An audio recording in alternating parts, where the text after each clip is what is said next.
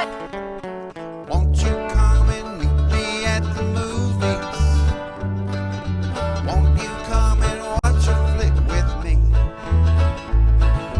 Famous scenes with drama queens and heroes acting out there on a silver screen. Come grab a seat, the popcorn is on me. Camera speed. Sound production, take one. So let me ask you something. If you were on a plane and it went down over the ocean and you survived, would you think, okay, it can't get any worse? If that is something that you think would happen, and if that's ever crossed your mind, let me tell you, there are some things far more dangerous than just surviving a plane crash on open water. Noel T. Manning II here. That's Thomas Manning, and I thought I'd give you a little tease for one of the films we're going to be talking about, Deep Water. Thomas, how are you, bud? Yeah, well, if you ever have to ask the question, can it get any worse? I promise you, if you're in a position that requires you to ask that question, it can get worse somehow, some way, and it just might. About three and a half months ago, I was in a position where I was, staring at the sky, laying flat on my back. I thought, can this get any worse? Oh, believe me, it did when they put me through the X-ray machine and said, "Yep, it got a lot worse, buddy." So, but fortunately, you are on the other side of that, or getting on the other side, really, really close, and back on my feet again, like the babies once said. So. So, for those that may not know what we're talking about, Thomas did. He broke a hip, but there's a technical name for what actually happened. Thomas knows it. I can't. I don't remember. I just know that I laughed. It's a minimally displaced subcapital left femoral neck fracture, and they fixed it with some non-nutritive cereal varnish. So, yeah. So for the common terms, he broke a hip at the ripe old age of 26. So we're glad you're back in action and getting better every day. And so happy to have you back on the show as well. It's been fun to have you back. Definitely. And Deep Water. Let's talk about this. So just because you do survive a plane crash, here's one of the lessons of life. Just because you survive a plane crash in the middle of the ocean does not mean that you are out of danger. Thomas, a few other lessons I want to make sure I share before we get moving. I'm paraphrasing, but there was something relating to detours can take you to life unexpected, and we shouldn't fear them. Also, you should never put a faulty phone cord attached to a phone and carry-on luggage. Those are some lessons I got out of this movie, Deep Water, that you and I just decided, hey, let's go check out this matinee disaster flick. And man, we got more than we expected for sure. Yeah, and one more lesson I want to throw in there, don't smoke in non-smoking areas, especially, if you find yourself in the middle of the ocean surrounded by man-eating sharks. So, there's a lot of lessons in this movie. Yeah, quite a few. Yeah, so, last week we talked about apex predators, which were humans. We talked about cannibals. Well, this week, the slightly less disturbing is not humans eating other humans, it's sharks eating humans. So a little bit more natural this week. But filmmaker Rennie Harlan, who is king of the 90s action movies, he directed Die Hard 2, Cliffhanger, I think The Long Kiss Goodnight. Yes. And he's still out here, 30 plus years since his heyday, still creating these just, fastball action movies that I will gladly spend for a Sunday matinee. That's his film, Deep Water. You got Aaron Eckhart, who is just always rock solid, whatever he's doing. And I think when you talk about movies that were made for dads, the dad movie subgenre out there, he is one of our kings of the dad movies. I think he's right there with Gerard Butler in that regard. So, but I know there's a lot we wanted to talk about with the action, and I think that starts here with the plane crash sequence that is the inciting incident. And I don't think I've ever seen just something this dynamic or this dynamic of a portrayal of a plane crash on screen before. Yeah. And that, yeah, I'll let you, jump into it. Sure. So Thomas, you and I watched this movie. It was an open caption film. The screening we saw, we were the only two in the theater, and which allowed us to actually talk to each other. You know, we don't normally talk during movies, and I'd highly discourage it. But if you're the only people in it and you're, together, and if you choose to do that, that's okay. That's all right. And so when we were watching this plane crash happen, and so many different things were happening as the plane was going down, my eyes were wide open. I said, I don't think I've ever seen anything quite like this from a plane crash film. And I've seen a lot of films relating to plane crashes, but you and I both were just like in awe of what we were seeing. That was in the first, 30 minutes or so, 30 to 40 minutes. And we were like, wow, where are they going to take us from here? But I was completely blown away by what I was seeing. And again, I've seen a lot of special effects films. I've seen a lot of plane crash films, but nothing quite to this caliber. And I want more people to be able to see it. And I think it really displays how when things are traveling at that speed and falling apart so quickly, that the tiniest thing can become the most deadly of projectiles, and just debris falling apart from the plane, but that same debris kind of like going in and out of the plane and causing even more issues. And yeah, like even if the movie had ended right there, I would have been like, okay, well, we just saw an experimental film about a plane crash, and I would have been fine just seeing that. But then that's only phase one in the survival for our characters, because they crash in the water, and that was another thing. This whole movie was just out of the frying pan and into the fire, because there's only a handful of survivors who are I think it was like maybe a couple dozen out of 250 that survived this crash. And then within that group of people, there are so many other things that can go wrong as they're just trying to figure out, this person over here is injured, needs help. This person over here is in this predicament, they need help, but we also got to look out for ourselves. And that's not even, we haven't even mentioned the sharks or really gotten into the sharks showing up yet. Yeah. I mean, so you have the plane crash, and then you have those that are trapped in different pockets of this plane that had been broken apart into several pieces, and some are trapped underwater, but there's these air bubbles, so they're able to breathe, and they're having to figure out, how do I get out of this? And then you have others that are separated from loved ones. You have also another lesson is don't go into the bathroom and do things that you shouldn't be doing in bathrooms as a couple. Don't do that. That's especially another lesson. in an airplane lavatory. Like, right? Don't do that. Don't do that. And so when that happens, you pretty much know, if you're watching this, if you're watching a movie and that happens, it's not going to end well for those two. It's just like not. what happened in like 70s and 80s slashers whenever a couple exactly. engages in certain activities. It's that same formula here. Yeah, but there's a couple that does do that. The reason I'm mentioning that is a standout for me was the young actress who played the daughter, who was separated from her brother, but also from her parents, and she was absolutely amazing. That actress's name, Thomas? Oh, that's Molly Bell Wright. I thought she was really a true standout, and the emotional anchor, no pun intended, for the story.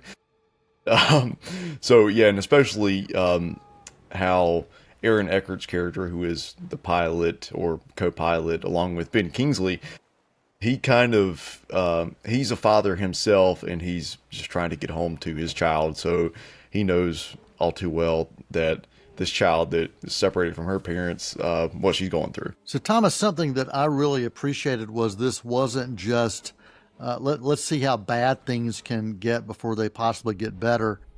There were some characters that we got to know quite a bit about, so the character development was pretty solid, even those that we might look at as side characters in other films. Yeah, and even characters that of course, in a survival thriller of this nature, you know everybody's not going to make it out alive, but you find yourself truly, genuinely hoping that they find a way to do so. And you start spending time with characters, and you are actually surprised when things don't go their way at the end of the day.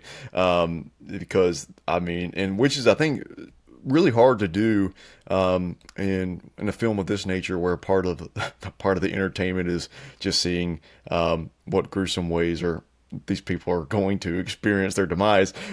But in order to give them something beyond just, you know, the paper cardboard cutout character, there are certain little moments that give them that certain edge that you don't always see in movies like this.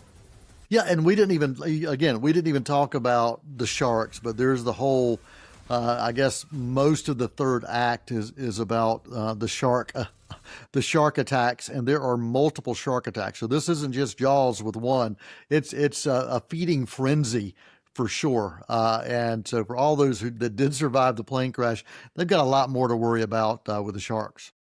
Yeah, and it's kind of how I feel every time I record this show. If we survive the opening, we survive takeoff, I'm like, there's something's going to go wrong somewhere along here. And so, yeah. So, Thomas, this could have easily just been a standard operation procedural disaster flick. And we would have gone to see it. We would have enjoyed it. We would have known what it was. But this movie was more than that. I thought the editing was solid. I thought that the sound design, special effects, the directing, everything and character development, the casting, all of those things really clicked for me, Thomas. So for a film that I typically probably would have just given a C rating at this time of the year, one that's just kind of dropped out there for audiences, it was much more than that for me. And I will own this movie when it comes out on physical medium, and you can guarantee that. And your mom is going to really love this movie when she gets a chance to see it. Yeah, and also I think it doesn't alienate itself from its audience by just like making every single death terribly gruesome. Obviously there is some of that, like I mentioned, for the entertainment value. It is a slasher flick in some regards, but it doesn't venture into like, you know, torture porn territory where you're just like, I didn't need to see it. You didn't need to take it at this level. Because like we said, we do actually care for the outcomes of these characters, and hopefully that they can make it home alive to their families. So yeah, that's my mom is someone who, if it was just gross and nasty, that would definitely turn her away from it. But because it doesn't, it doesn't go quite to that territory, she'll be able to appreciate it. All right, Thomas, any final thoughts or comments on the movie Deep Water that you can still find in select theaters and before you give a rating?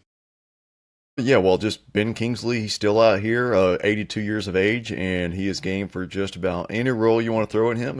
He was fantastic in Wonder Man on Disney Plus earlier this year, the Marvel series, and in this, he makes the most of his limited screen time, and he's not going to phone it in. I mean, he's going to have fun, but he's still going to be there and just do his job every single time. Awesome. And your rating for Deep Water? Yeah, I'll give a B+ to Deep Water. Yeah, right there with you. Solid B+. It's well worth your time if you are into disaster flicks and are looking for something that's a little different than what's out there. Well, Thomas, we're going to take a quick intermission. We had a lot of fun with that. We'll come back and a film that you said might even make your eyeballs sweat, Blue Heron, right after this quick intermission on Meet Me at the Movies. Won't you come and meet me at the movies? Won't you come and watch a flick? Hi, I'm Tim Foster, your host for Blue and Bold monthly right here on C19 TV. Get to know the coaches and student athletes of Cleveland Community College athletics on Blue and Bold. We go in depth as we discuss cross country, track and field, volleyball, baseball, men and women's basketball, and softball. Catch Blue and Bold airing on C19 TV and online at c19.tv.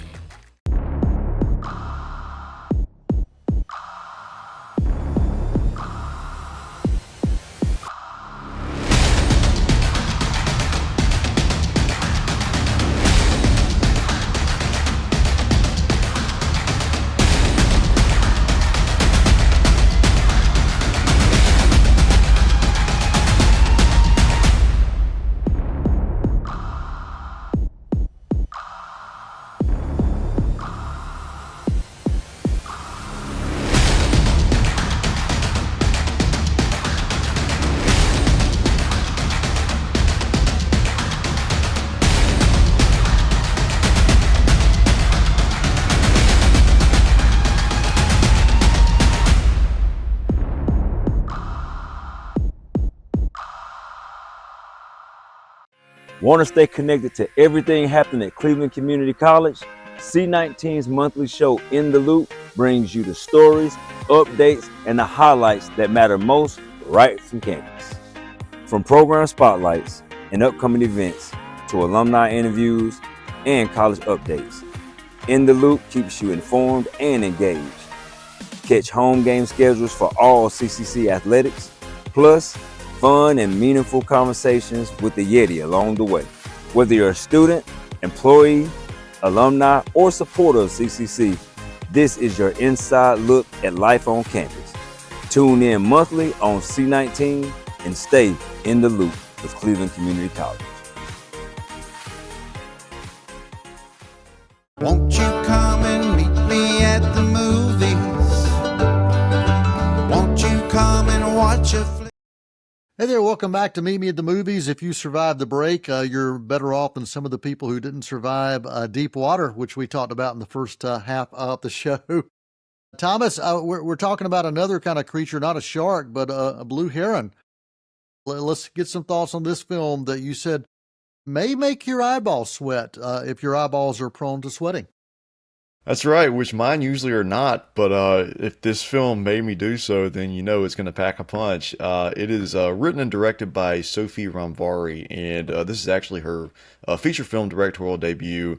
She's made quite a few shorts going back a decade or so, but this was, her first 90-minute feature, and this film is so many things. It uses the art of film as a method of bending time and bending space to confront traumatic memories and from traumatic family memories specifically, and to kind of peel back the curtain on those. And as we know from our own lives, memories are fragile, they're wispy, and they're fragmented.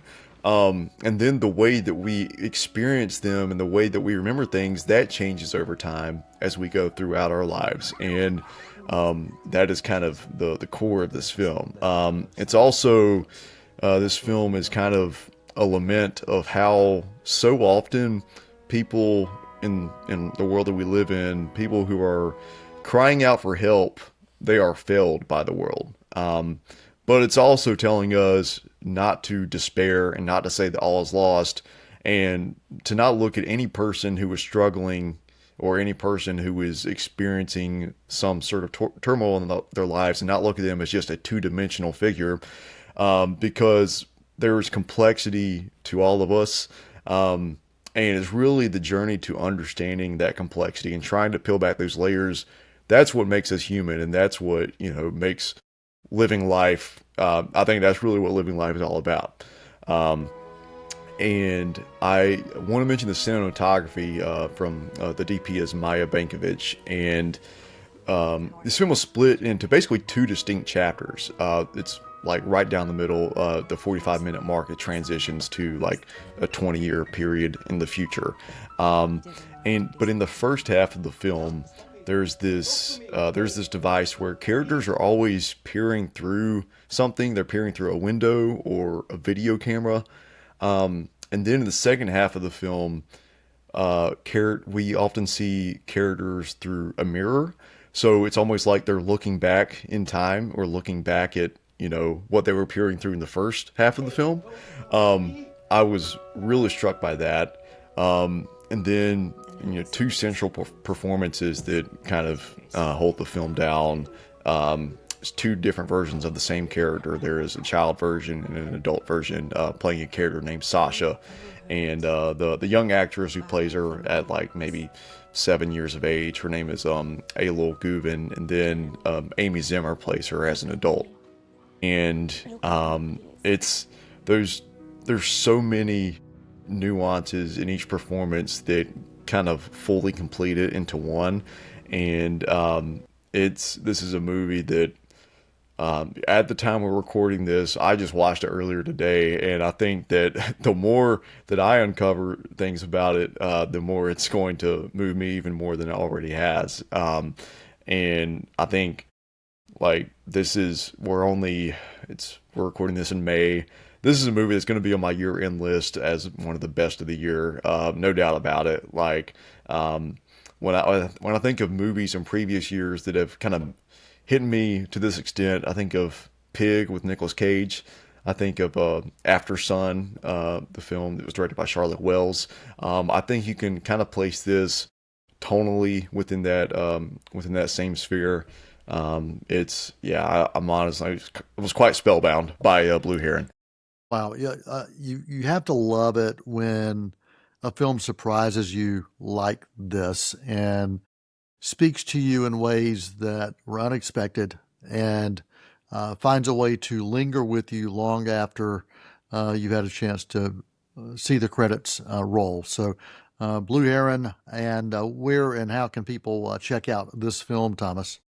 Yeah, Blue Heron is in theaters now, and I know it's playing at the Independent Picture House in Charlotte, North Carolina. So if we got any local viewers who want to make a trip out there and support our Charlotte's nonprofit theater, I'd recommend that. And so I'm going to give a solid A plus without a second thought to Blue Heron.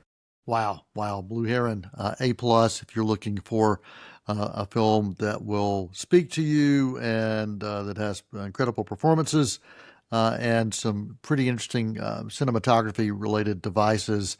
That may be one for you to check out. Well, Thomas, we have a few minutes. Do you want to talk about Mall, or do you want to do an autumn summer? What's your play, my friend? Yeah, let me throw Autumn Summer out there. This is one that I've wanted to talk about for a couple weeks. This is another directorial debut that comes from a very personal place. This is written and directed by Jared Isaac, and you can find my extended discussion with him over on elementsofmadness.com.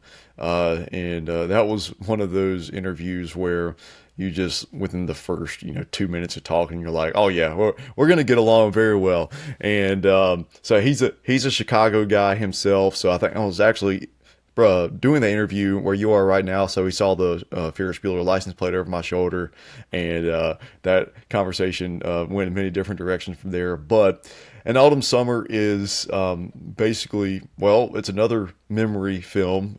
It would make an interesting companion piece with Blue Heron. They're very different types of memories that they're reflecting on. But this is about him looking back at high school summers with his friends, and specifically through the lens of he had two friends who were a couple, and kind of they were high school sweethearts. It's about young love. It's a very honest and just very relatable look at young love. It's also a film that made me look forward to summer. I typically am a type of person who just despises everything about the summer, which when you're living in the North Carolina humidity, I think that's easier to do. And I will say this film takes place on the Great Lakes in Michigan. So that summer is one that I think I would want to spend a little bit more time in rather than down here when you walk outside and you're like sticky with whatever's in the air within 2 minutes. But yes, this, it's just it's definitely a slice of life, little drama. And, the chemistry between the two young loves, you have, Lukita Maxwell, who we know from Shrinking. She plays the daughter on Shrinking, which is a series that you and I both love. And then Mark McKenna, is the other half of that couple.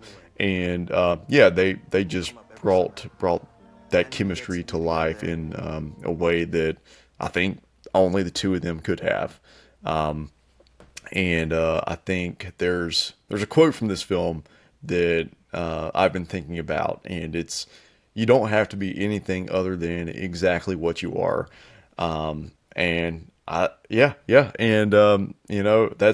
That's you've never told me that. You've always said you have to be what I want you to be as your father, and I make all your decisions. You sit on a throne of lies. A throne of lies. But then I watched this film and I was like, you know what? This is the advice I really could have used from my father. Oh, man. Oh, man. But okay, look, just to clear the air, my father, he's a great father. He's a great man wherever he is, and he's always encouraged me to be myself, which is what this film encourages as well.